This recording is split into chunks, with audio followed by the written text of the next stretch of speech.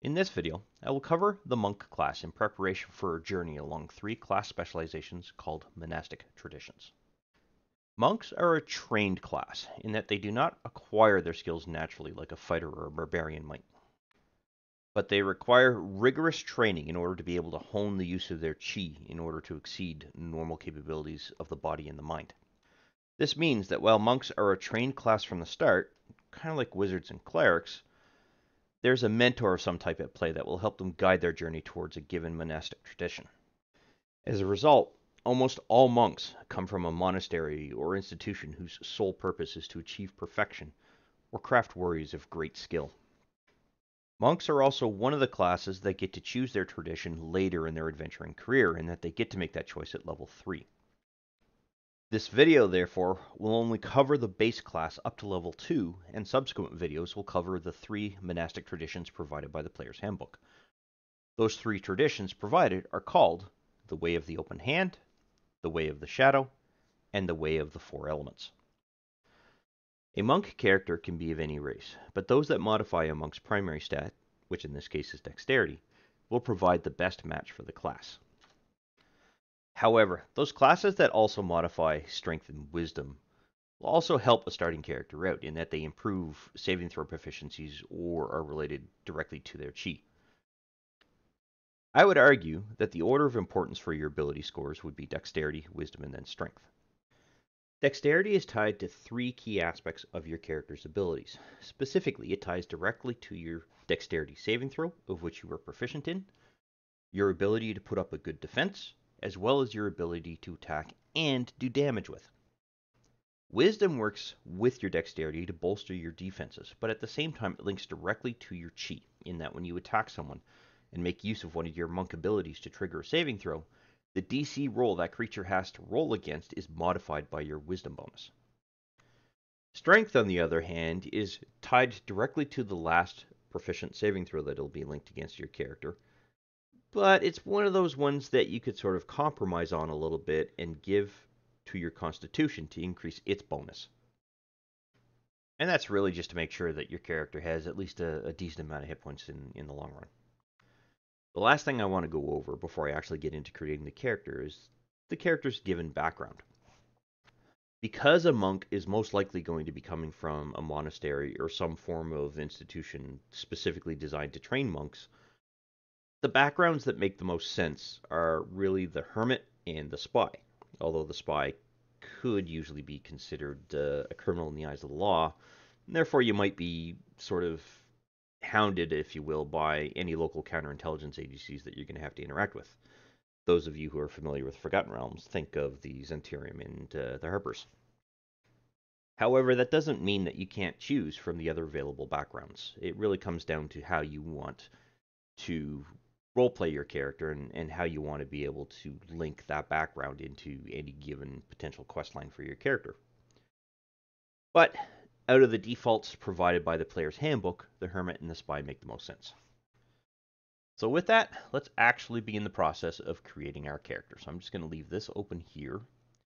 I'm going to go and hit the character selection page here and click on this open character wizard screen. And just close this out.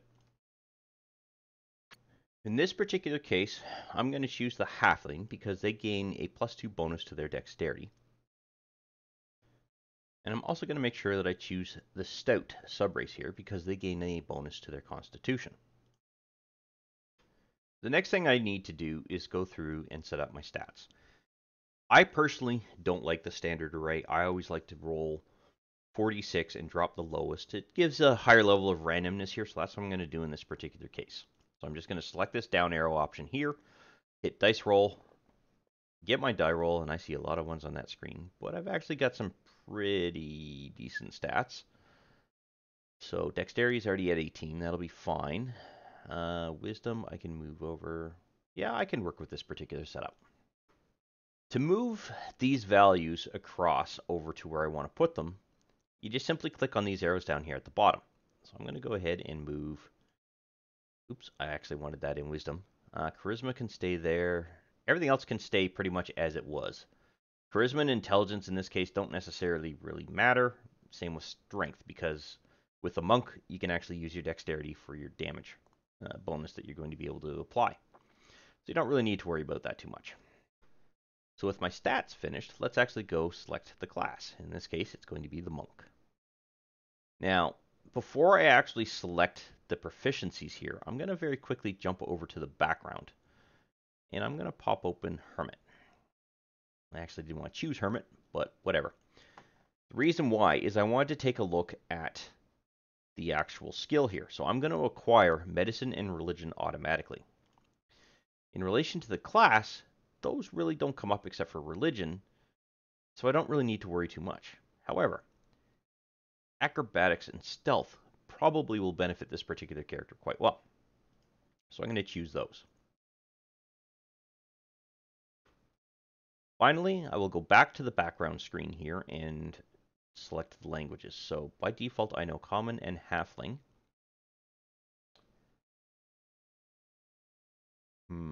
This is always the tricky choice. I'm going to go with Gnomish. Okay, that's everything that needs to be done from a base setup, if you will, before you have to click the save. And you can set the name either now or later when you create your character sheet. Doesn't really much matter. But there's one thing I also do like to do in here, and that is to go over my inventory. And all you do is click the inventory button, and you have an option here of all the items, weapons, and armor that you can choose from.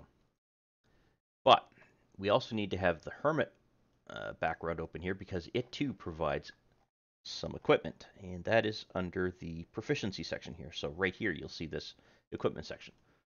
I've already got the equipment items listed here as to what a particular monk starts off with. So I'm going to use this to actually populate the inventory of what I have here.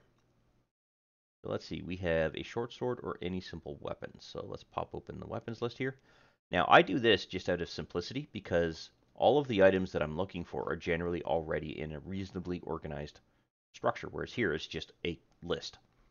So it can be a little bit problematic to find things within this list. There is a search filter here, but in the case of like wizards or clerics, they have foci that you can make use of, but they call it a foci, yet if you search for that, you're not going to see it. It's actually an amulet or a brooch of some kind, things like that. So I typically like to just simply use the tables that are provided in the actual class sheet here. So, simple weapons, what have we got here?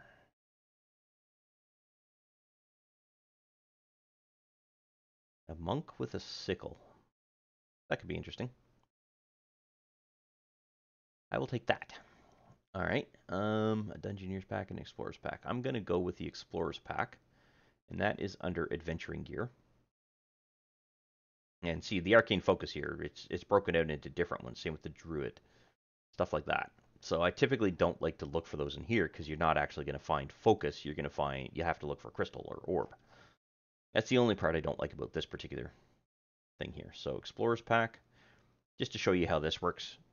Explore, if you search for that, it won't show up under weapons or armor, but it will show up under gear here. And you literally just drag and drop. So it's very similar to what I just did here. Oops.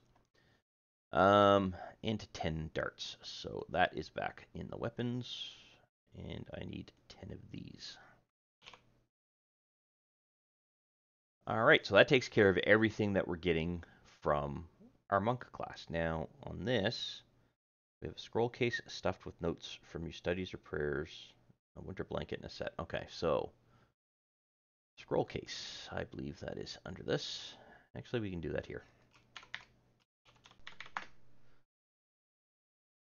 All right, so scroll case. Oops. There we go, blanket.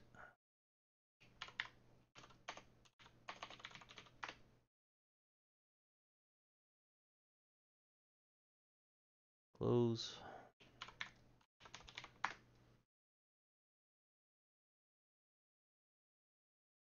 And this is common close. And a herbalism kit. So that should be under this. Actually, it's interesting that it's not there.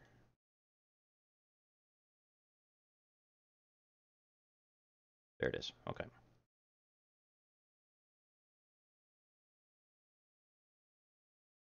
All right, so now we've completed everything in relation to our inventory that we can do here. This 5 gold pieces, you can't add here. This is your total cost as opposed to what you're going to carry over into your character. I do not believe monks gain any spells. No, and because we're creating a level 1 character, we don't gain any feats. So I'm going to give this a character name, the monk, and I'm going to click save. And that actually creates our character sheet for us.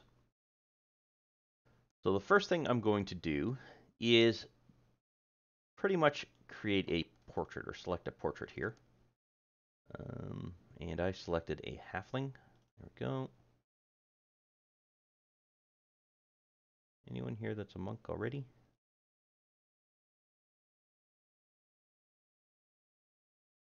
Oh, okay.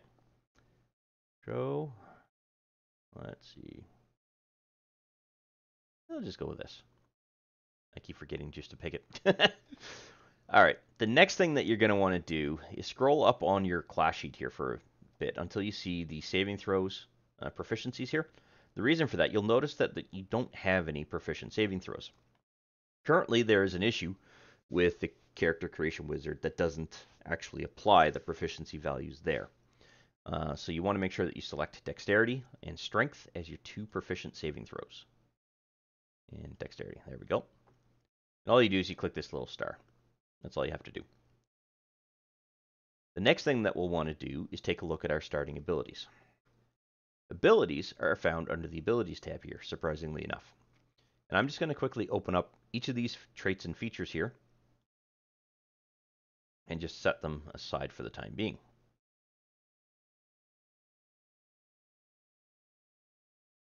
Okay, there we go. And I'm actually going to start off with our racial trait first. Stout Resilience gives you an advantage on your saving throws against poison, and at the same time provides resistance against poison damage. Unfortunately, there isn't a way that I am aware of right now where you can actually make a saving throw automatically have advantage when you are being hit with a poison attack. So what you actually have to do is set up sort of an effect that you can apply when you know you're being attacked by poison or you're being told that you're being attacked by poison. And you can do that simply by selecting your Actions tab here, dragging this into your character sheet so that it creates a Powers tab, and just put in Halfling.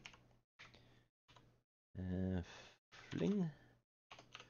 So that it converts it into a Halfling group here. And we're going to want to create 2 effects. The first is going to be one that is always going to apply. I'm going to call this Stout. And how do you spell resilience? I can never remember.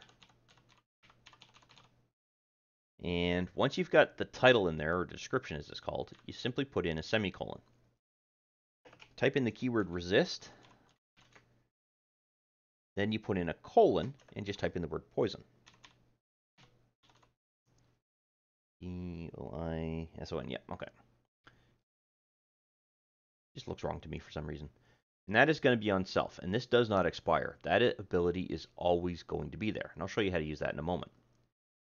The second ability will also be called, or effect I should say, will also be called Stout Resilience.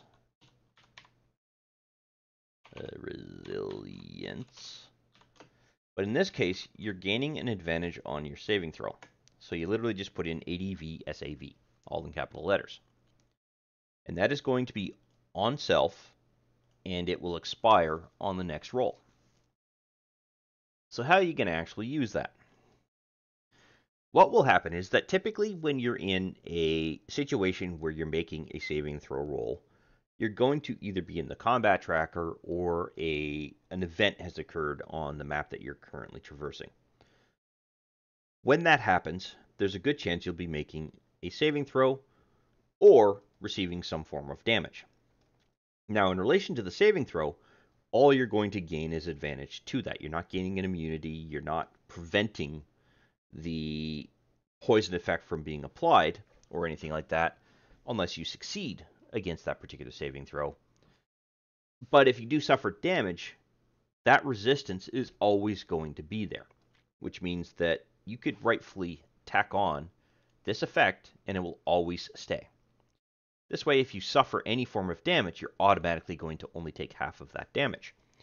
To give you an example of that, if I remove that effect temporarily, and then I make an attack with the gas spore that is going to do damage against you, you'll see that I suffer 1 point of damage.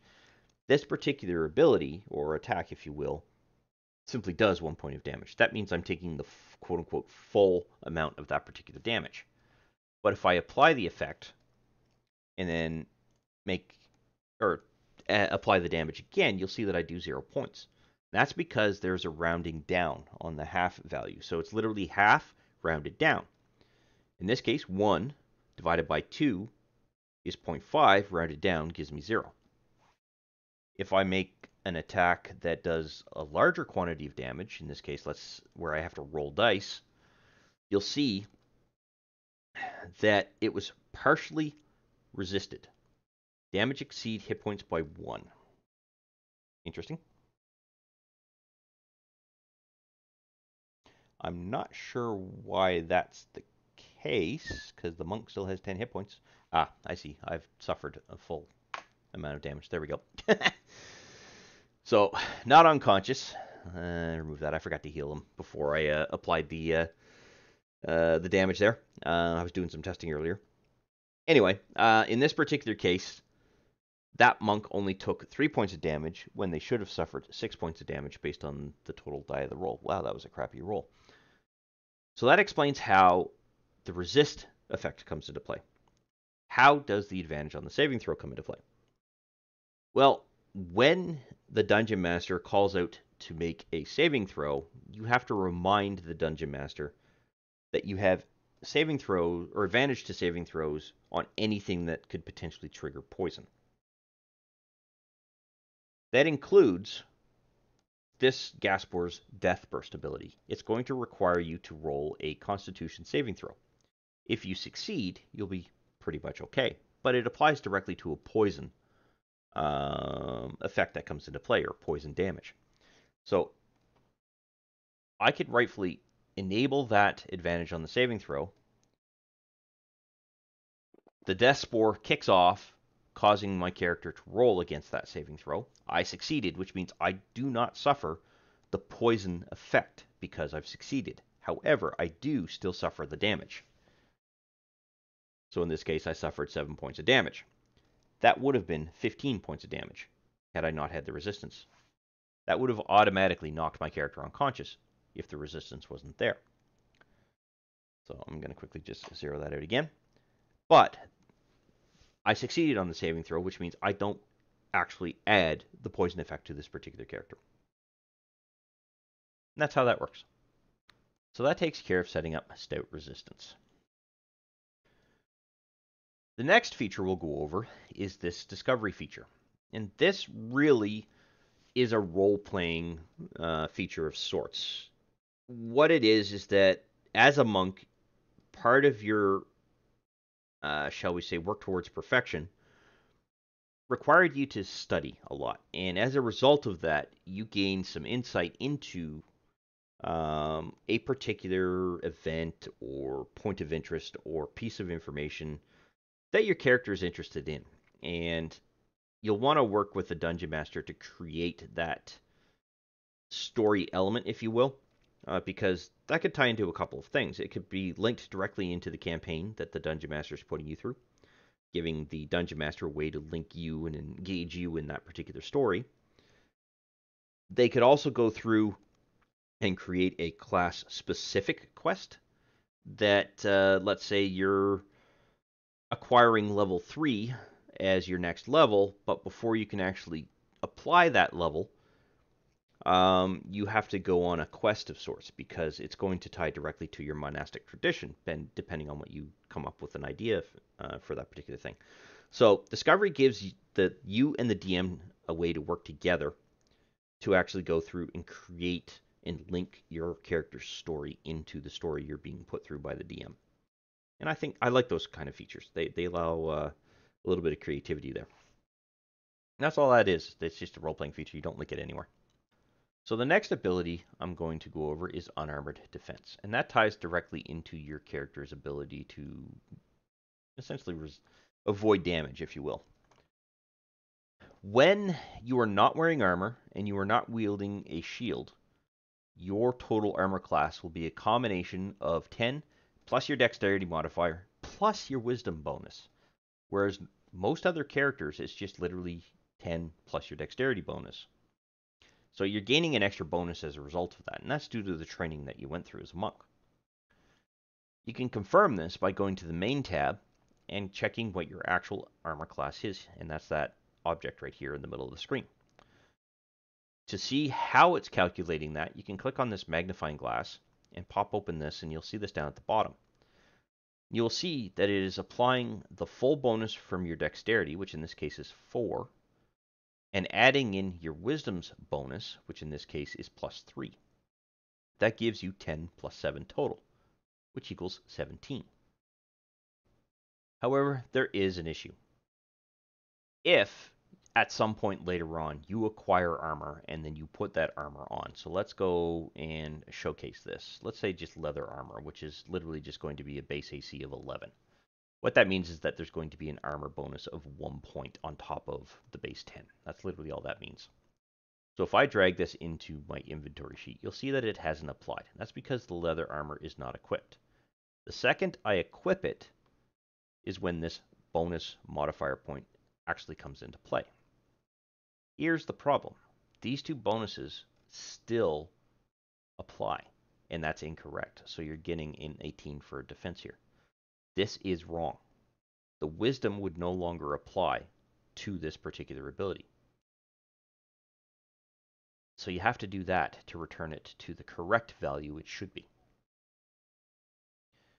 When you remove that armor, and you don't have to remove it from your inventory, you can just simply unequip it and to return it to carried.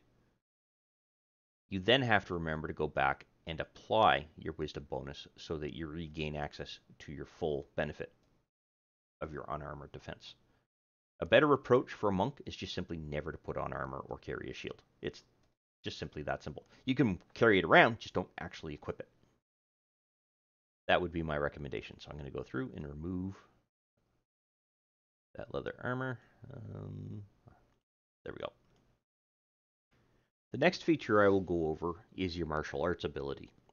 And that ability, or feature if you will, ties directly into a lot of the functionality of why you are a monk or how you became a monk. One of the benefits that you gain is that as a monk, you are restricted to a specific set of weapons, or you're going to be executing unarmed combat. So you're hitting people with your fists or your feet.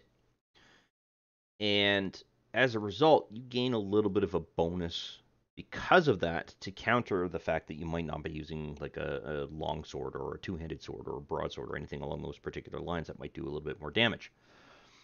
So when you make use of a monk weapon, which in this case the sickle is one of the ones that I have chosen, I actually get to use my dexterity bonus as the damage applied when I go through and make an attack. So if I look here, you'll see that this is actually set up with an incorrect bonus here. Oh no, actually this is definitely the wrong bonus. So my dexterity right now has a +4 bonus, but my strength has a -1 bonus. Ranged weapons automatically acquire the +4 bonus because it's dexterity that applies to ranged weapons, but melee weapons typically don't. And this is actually wrong. So you'll want to go through and open this up for this and actually adjust. I believe it is. There you go. And adjust this element here so that you gain your actual dexterity bonus. And that's all you have to do to modify that. So by default, it will choose strength, which is what base stands for. But in this case, it's because I'm using a monk-specific weapon, which a sickle is, I can use my dexterity. But how do you know that a monk weapon is applicable? Well, it explains it right here in the actual description. A monk weapon, which is a short sword and any simple melee weapon. So anything that's in this table that is a short sword or any one of these items here. That's all it is. In addition to doing damage with your dexterity bonus, you also gain the ability to do or make your attack roll with that bonus. So you can actually go through and adjust this particular value of the stat here to be your dexterity. Oops, I went by it. And you'll see that I'm now doing a +6 to my attack rolls. So if I make an attack roll, a +6 bonus will be applied to that. Unlike other characters, you don't have to worry about whether that weapon has finesse or not. Monks, through their training, have gained the ability to make use of the dexterity over their strength when using any of those particular weapons.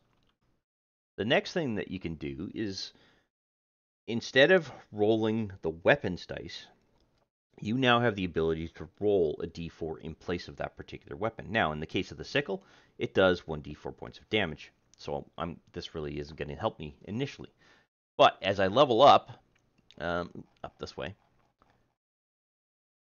there is a martial arts column here. And this applies directly to this particular statement here. As you level up, you will eventually acquire the ability to roll a different die. So instead of me making a roll with a d4 here, when I hit 5th level, if I'm still using the sickle, I can now actually make a 1d6 roll as opposed to a 1d4 roll. Same thing happens when you use an unarmed strike attack. So you're hitting with your fist or you're kicking somebody.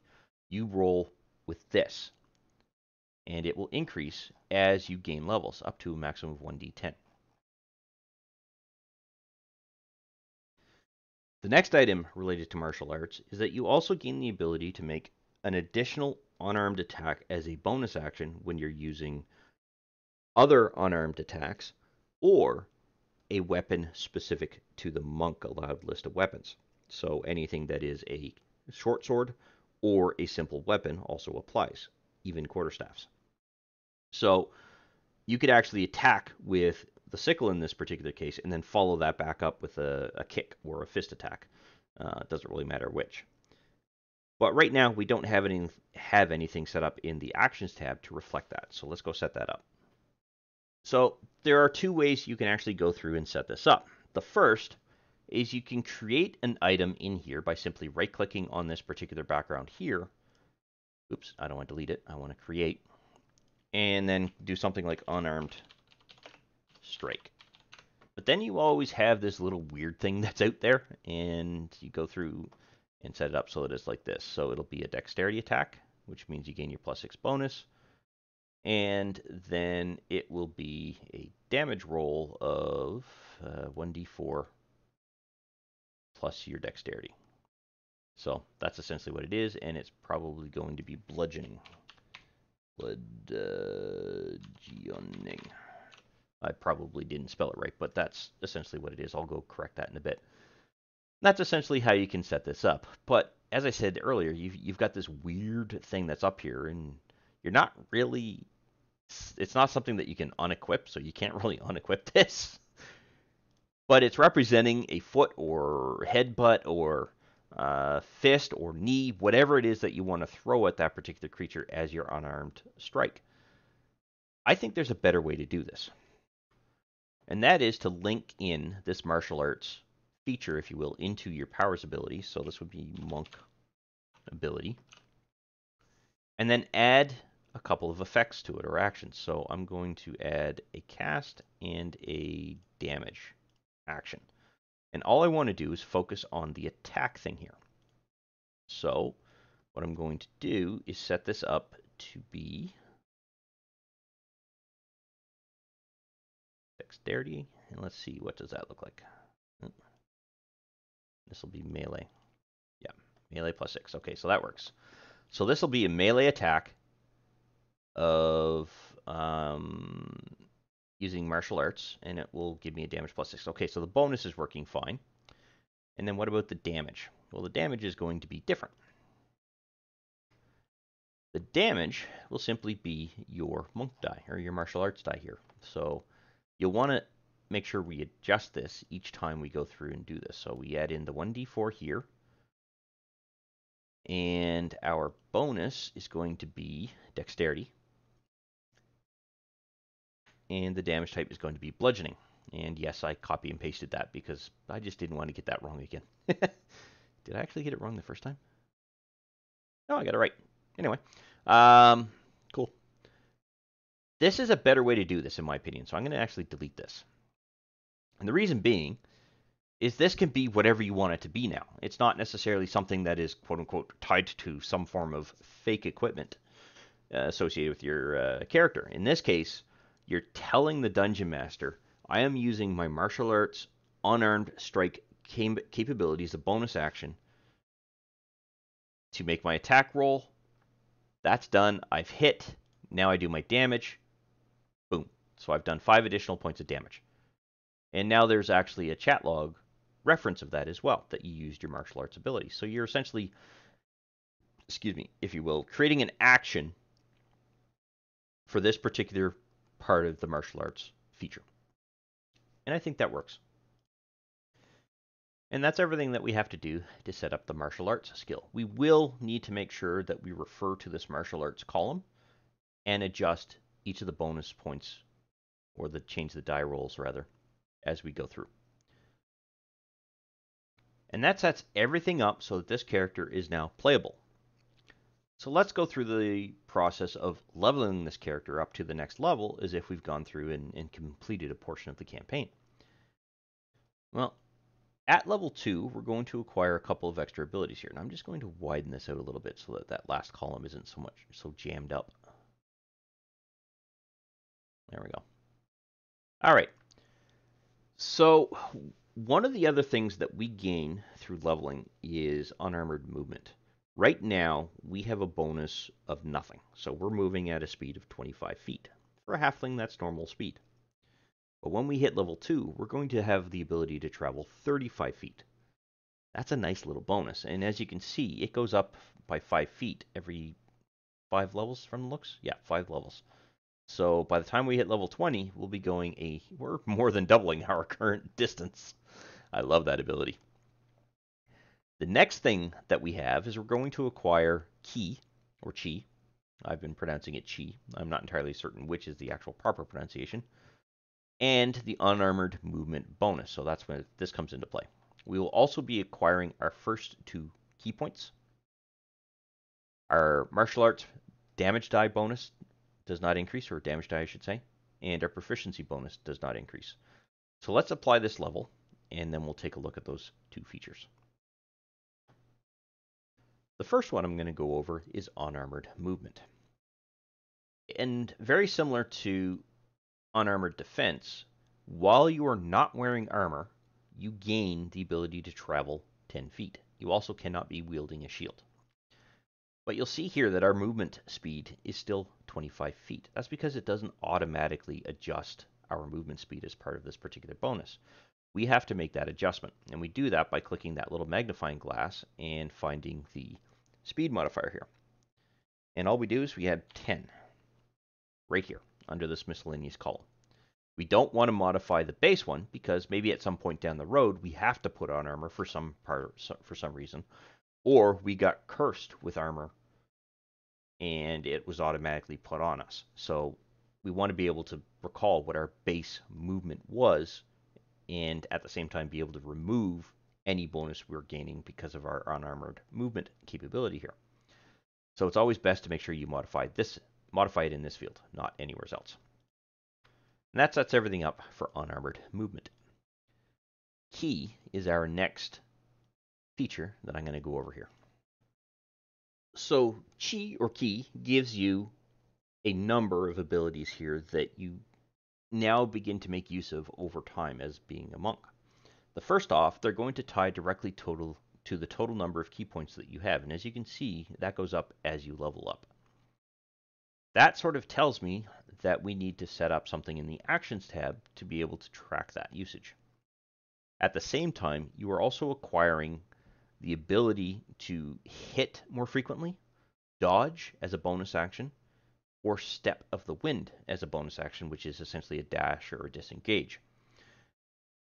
Flurry of blows allows you to take a bonus attack after your primary attack and execute that as a bonus action, and instead of making 1 unarmed strike like you could normally do as a bonus action, you could make 2. So you can double fist somebody or double kick somebody, that kind of thing. Additionally, some of these will require a saving throw in relation to whenever you hit a particular creature at later levels, you can force them to make a saving throw and stun them, for example. And that applies directly to your total wisdom modifier, including your proficiency bonus here. So we'll want to go through and set all of this up in the actions tab to make sure that it's functional. And this is a default monk feature. But as you can see, there's, oops, apparently I spelled monk wrong. There we go. And just get rid of this. There's nothing set up in its ability, in its actions or ability or effect kind of thing. So there are a couple of ways that we're going to want to set this up. The first is the number of uses. And you want to do that by going from standard or combat into the preparation tab here. And you'll see that we have 0 uses daily. We want to change that to a 2, and it should be rest, because you can get this back after a short rest or a long rest.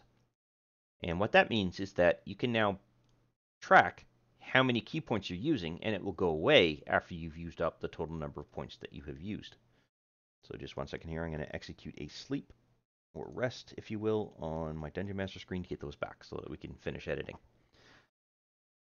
The next thing that we'll want to look at is, and I'm going to set this up in standard, how do we set up this saving throw modifier? Well, what we do is we add an effect. And in this case, it is a cast. So when you get the ability to actually force a particular character to make a saving throw, you want to do that in here.